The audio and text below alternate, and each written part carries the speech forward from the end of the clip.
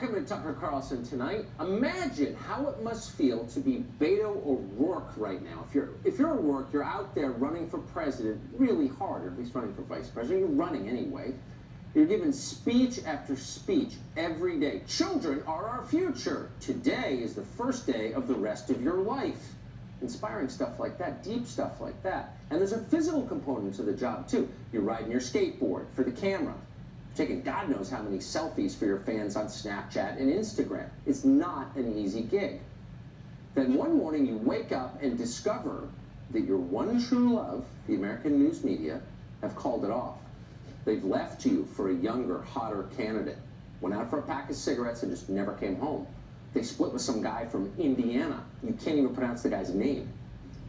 And there he was yesterday, front and center, now third in the polls, with a speech that many have said are historic. He's inspirational so far, and that's something that voters absolutely want. He has this appeal for a lot of reasons. He is a veteran. He is openly gay. He is from Indiana. He is honest. He speaks from the heart. He seems like he's a lot about empathy here. You are a concert pianist. You speak many languages, including Norwegian, that you learned because you wanted to read a book.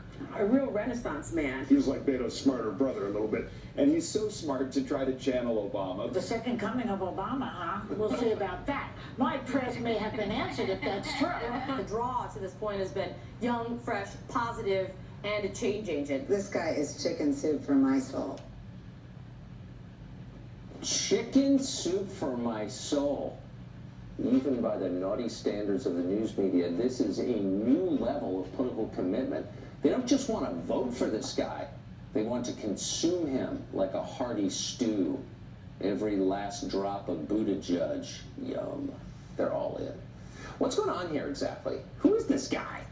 There are a lot of liberals running for president right now.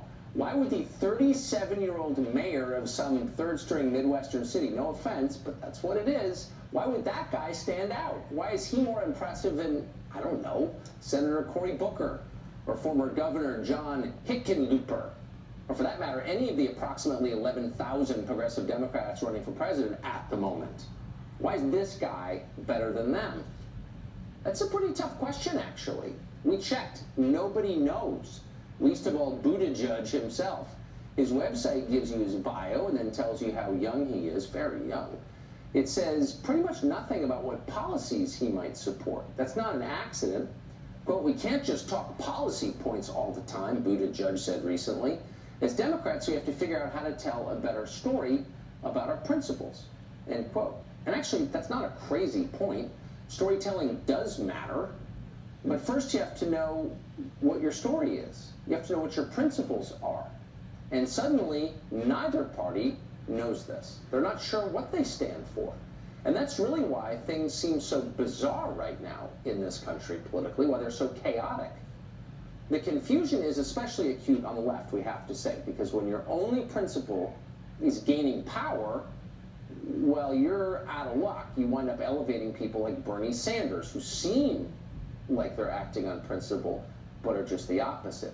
Here's one example. Sanders recently took fire from the left-wing think tank Center for American Progress.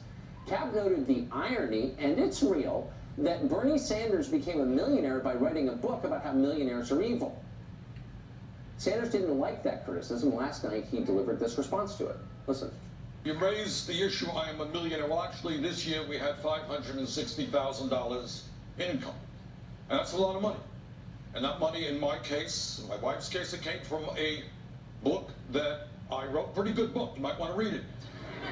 It was a bestseller, sold all over the world, and we made money. So if anyone thinks that I should apologize for writing a best-selling book, I'm sorry, I'm not going to do it. So the question is not, should you be allowed to write a book? The question is, should you become a millionaire doing it? And Bernie says, yeah, if you want to become a millionaire, write your own bestseller. So Bernie's solution is what? With me now, entrepreneurship. Just like Jack Kemp and Ronald Reagan, it's fine. He's not embarrassed about it, neither were they.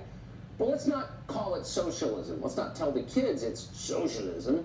It's not socialism. Bernie may think it is. Or more likely, he doesn't think that much about anything. Maybe he's not capable of it or doesn't care to or whatever. How else explain this? Last night on this channel, Sanders seemed completely baffled when Martha McCallum asked him a very simple question. The immigrants being detained at the border, where should they be kept exactly? Watch this. The overflow that we have no capacity for, where do you think they should go? We need real comprehensive immigration reform. We don't need, and let me say this very clearly, we don't need to demonize immigrants. That we don't need to do. But let me ask you to answer my question, which is, right now, if you were the president of the United States, we have overflowing facilities. They need to go somewhere because they're in that asylum process.